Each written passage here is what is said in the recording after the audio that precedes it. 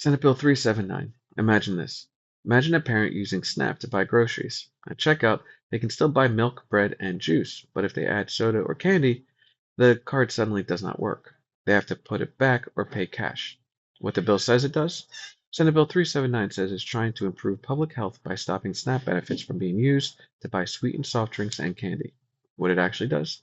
This means the state tells low-income Texans what they can and cannot buy with their benefits, while everyone else can still buy the same items freely.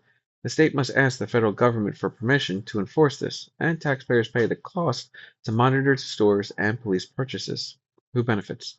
Lawmakers who want to show that they are tough on obesity, advocacy groups that support stricter limits on public assistance, state agencies that gain more control over how SNAP is enforced.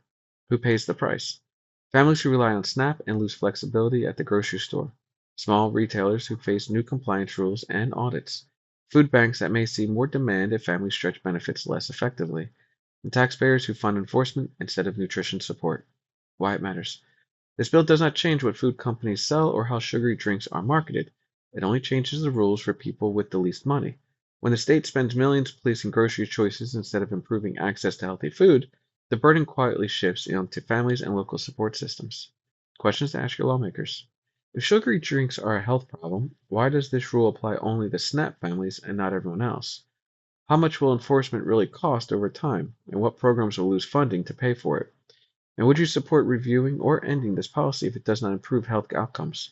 Bottom line, Senate Bill 379 limits choice for struggling families, adds new costs for the state, and treats poverty like a behavior problem instead of a policy challenge.